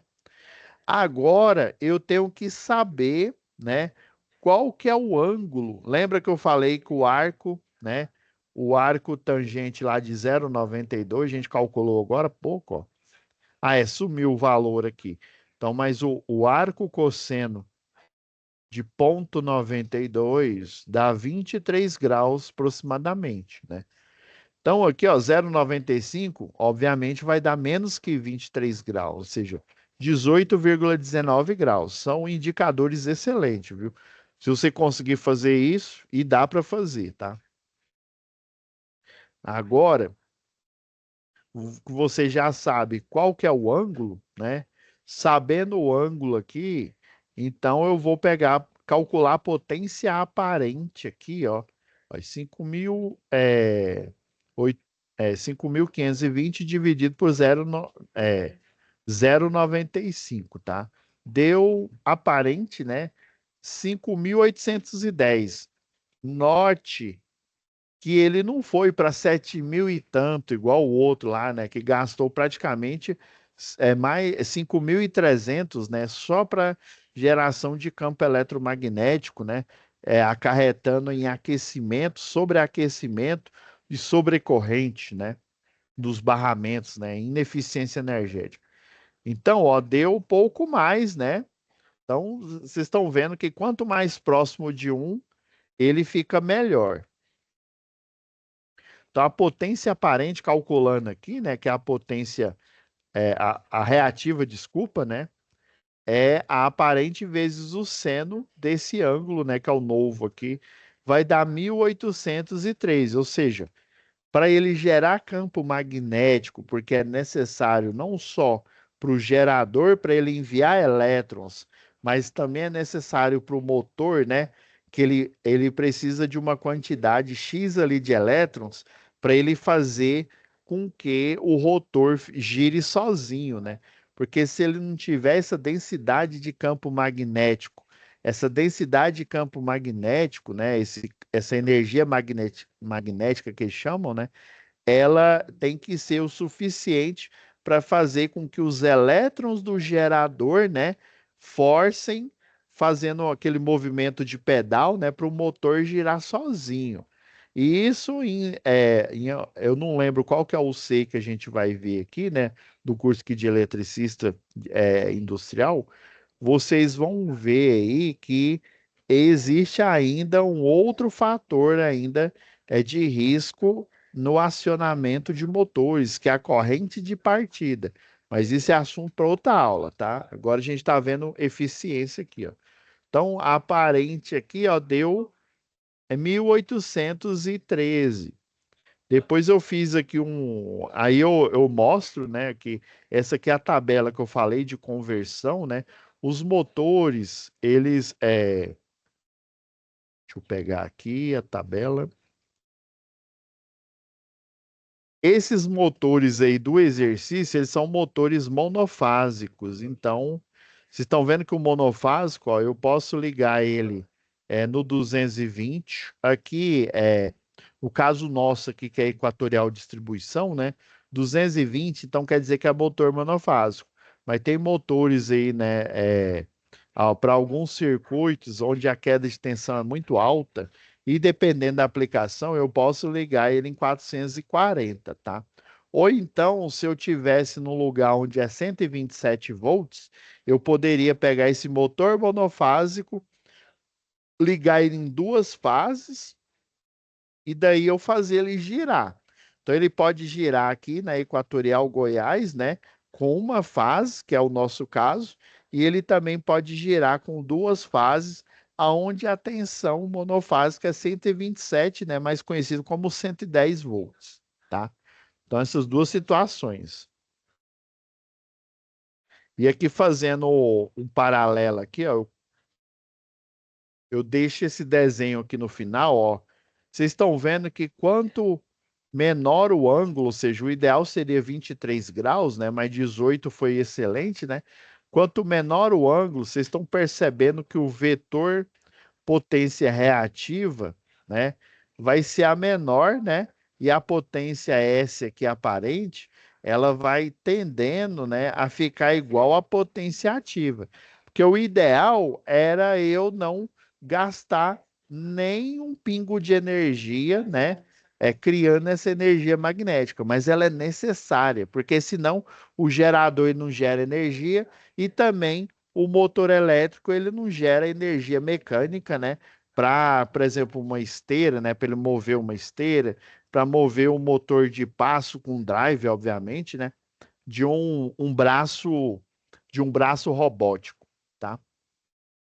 Beleza, né? Se começar a entender que isso vai ser essa aula de hoje está sendo subsídio para outra UC que a gente vai ter ainda sobre máquinas elétricas, tá?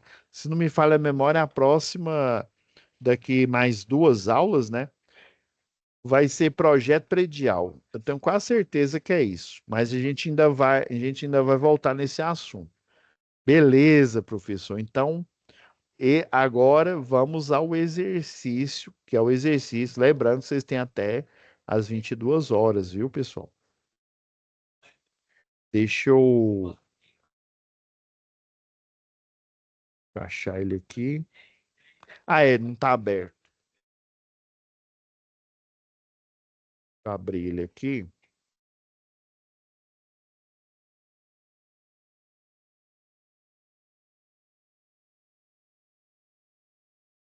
Então, lá na. Esse daqui a gente não precisa mais, por enquanto.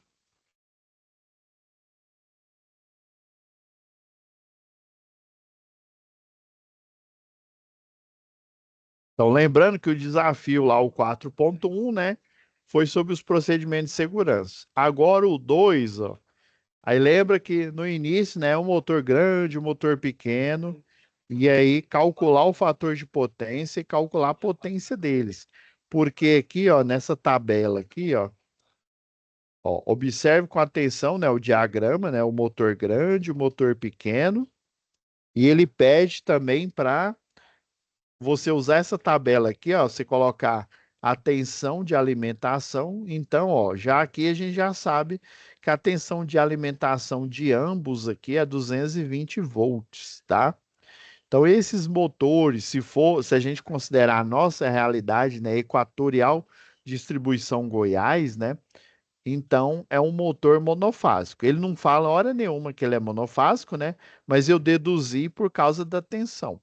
Se aqui, por exemplo, vamos supor que fosse lá, Paulínia, lá em São Paulo, onde a tensão é 127 volts. Lá ele poderia ser, não ele poderia não, né? Ele só teria uma opção dele ser bifásico, ou seja, duas fases, porque no monofásico, se eu colocar ele a 127, esse motor não vai girar direito. Lembra que eu falei que o motor, acho que eu comentei com vocês, o motor é o único equipamento que se você ligar ele numa tensão, por exemplo, se eu ligar uma TV numa tensão menor, essa TV não vai queimar. Mas se eu ligar ela numa tensão maior, com certeza ela queima. Agora, o motor, se eu ligar ele numa tensão menor, ele não queima de imediato. Mas se ele não girar, ficar só com o enrolamento energizado, vai chegar uma hora que ele vai queimar, porque ele precisa ser refrigerado. Ele aproveita o movimento rotatório para se refrigerar. Beleza, professor, entendi. E aqui, ó, o amperímetro está mostrando que o motor grande, ó, dá uma corrente de 27,27 amperes, tá? E o motor pequeno dá uma corrente de 15,15, né? Então, nós temos a tensão de 220, né? Para ambos. A corrente do grande de 27, né? 27 amperes. Do pequeno, 15, 15,15. A potência ativa, né? Que é a potência que realiza trabalho, inclusive é 3.000, tanto para o grande quanto para o motor pequeno. Então a gente está vendo que é só questão de tamanho, igual eu frisei no início aí, porque isso é importante. Pessoal, e a potência reativa? A gente tem que calcular, tá? E o fator de potência? Temos que calcular. Então, a tarefa é o quê? É fazer esse cálculo, registrar aqui na tabela a potência reativa de ambos e o fator de potência de ambos aqui. E depois, ó, no espaço aqui, nesse espaço, você vai dar o seu parecer técnico. Vocês vão ver aqui o que é um parecer técnico. Vai ser interessante que depois eu vou mostrar. Tem algumas disciplinas de vocês aqui que vai ser necessário, né? Eu ainda não conheço o teor dos desafios, tá? Eu vou dar ainda uma olhada, porque eu não ministrei esse curso. Eu só ministro de eletrotécnico e de eletricista de rede, né? Então eu não sei o conteúdo aqui das atividades, mas provavelmente a gente vai fazer esse cálculo mais para frente. Então aqui, ó, resumindo, né? Nós temos os dados aqui do motor, sempre você vai colher aqui, ó, a tensão, né? A corrente e a potência ativa, que é 3.000 watts. E aí, relembrando as fórmulas, né? eu aqui aproveitei, né, desse resumo que eu fiz, ó, potência ativa, né, a tensão vezes a corrente, né, o fator de potência, né, é a aparente, desculpa, né, o fator de potência é a potência ativa dividido pela aparente, e a reativa, né, que é uma das perguntas aí, é a raiz quadrada da subtração aqui. No caso, né, o triângulo retângulo aqui, aí você vai isolar o quem? A potência reativa, né? Passando para o outro lado, já que o outro é a soma dos quadrados dos catetos, né? Vai ser a subtração, né? Da hipotenusa com o cateto que representa a potência ativa aqui, tá? Então já fiz essa dedução. Então, você fazendo os cálculos aqui, ó, 220 vezes 27,27 dá uma potência aparente de 5.999,4 volt-ampere. Fazendo, né, o fator de potência aqui, né, ou seja, pegando a potência ativa e dividindo pela aparente aqui, né, vai dar um fator de potência aqui, ó, de aproximadamente 0,5. Ou seja, esse motor, se a gente for calcular aqui o ângulo dele, né, o 0,5 é pior do que o exercício que eu coloquei aqui como exemplo, né? Por exemplo, o arco cosseno de 0,5 aqui, ó, é 60 graus, ou seja, ó, só para vocês terem uma ideia, aqui é 45 aqui, ó. 45 seria na metade aqui, ó, ali, ou seja, ela é 10 graus a mais, ou seja, essa potência reativa ela está muito alta, né? E a potência reativa aqui, ó, e de fato, ó, a potência aparente, né, deu 5.000, né, 900, aqui eu coloquei a fórmula errada, viu, pessoal? Deu 5.999, eu inverti aqui. E a reativa, ó, ele, ele quase que gastou a mesma energia aqui, ó, a que gera torque. Na verdade, ele não gastou a mesma, não, ele gastou mais, né? A que gera torque é essa daqui, ó. A de baixo aqui, ó. Que gera torque, né? Rapaz, ele gastou 5.195 aqui, ó. Volt-ampere reativo. Então, você vai colocar lá, né, na sua tabela aqui, ó. Esse aqui é do motor. Qual motor? É o motor grande. Então, 0,5. Ah, não, 0,5 é o fator de potência. E a reativa, ó, deu 5.195, deu vírgula. Eu considerei tudo aqui.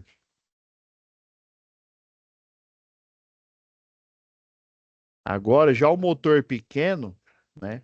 O motor pequeno, a gente fazendo o cálculo aqui, né? A aparente deu 3.335, né? A gente multiplicando a tensão vezes a corrente aqui, né? E o fator de potência deu 0,9, ou seja, é muito bom, né? Ou seja, é quase o 0,92, é quase um pouco maior que 23 graus, né? Só a título de curiosidade, né?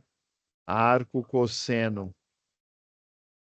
de 0,9, ó, e 25 graus, né? Tá bem próximo dos 23 graus aí, né? Ele vai pagar um reativo, né, na empresa. Inclusive, é um detalhe aqui que eu não mencionei, pessoal.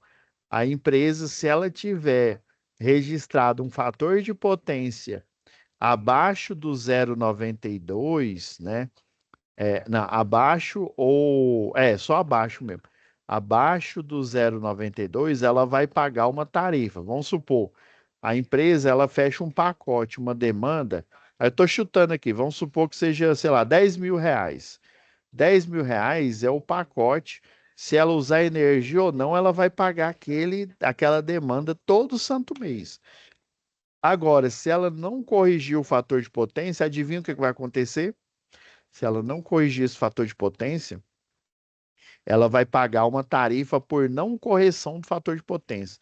Ela vai ser acrescida esses R$ 10.000, que é o contrato de demanda que ele vale por 12 meses, tá? E daí, calculando a potência reativa aqui, ó, deu 1.452, tá? É volt-ampere reativo.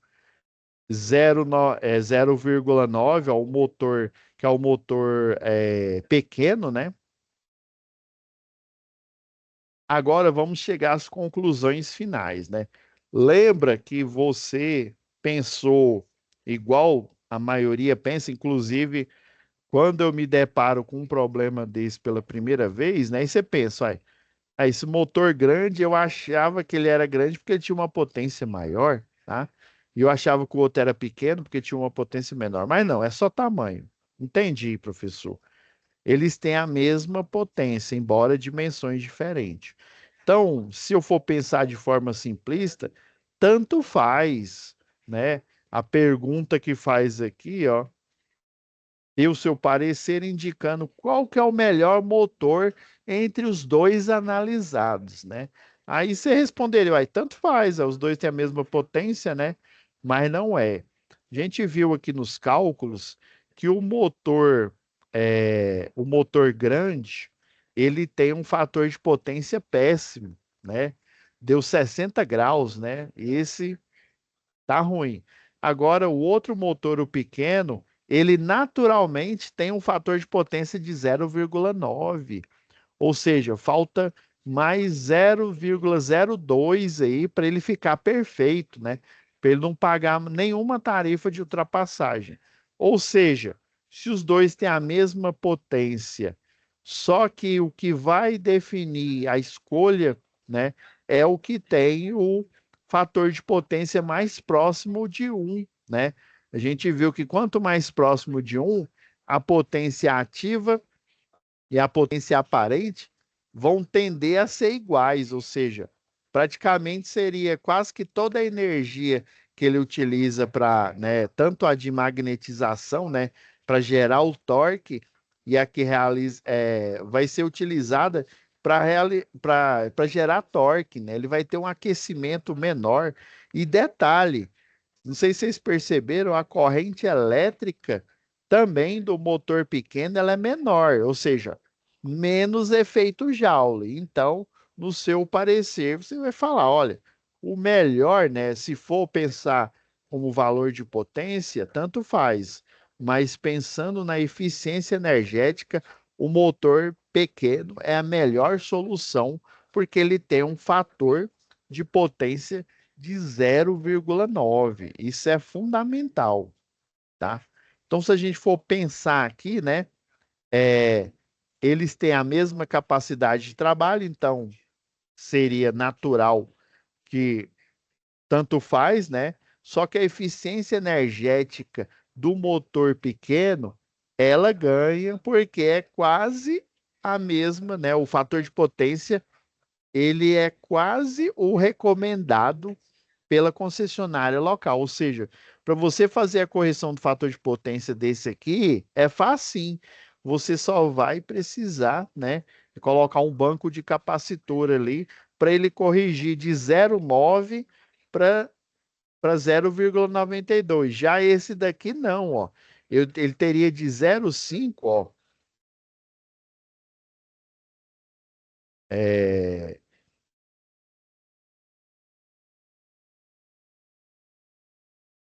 0,9 menos 0,5.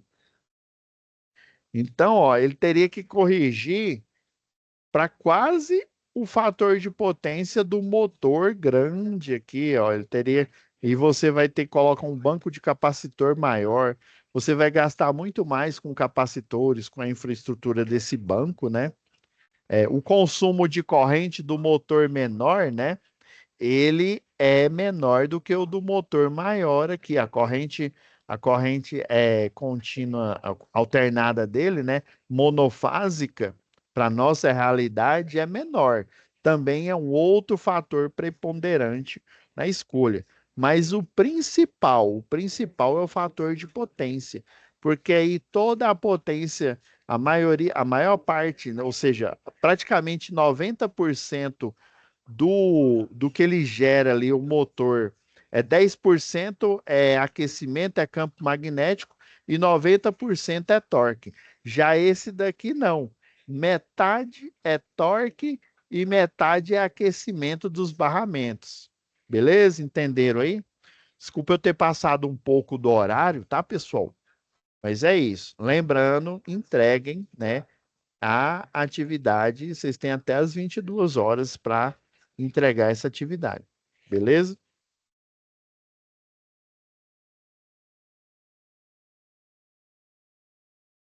Então é isso, pessoal. Fiquem com Deus, tá? E até a próxima web aula, tá? Aí depois eu confiro aqui a lista de chamada, tá?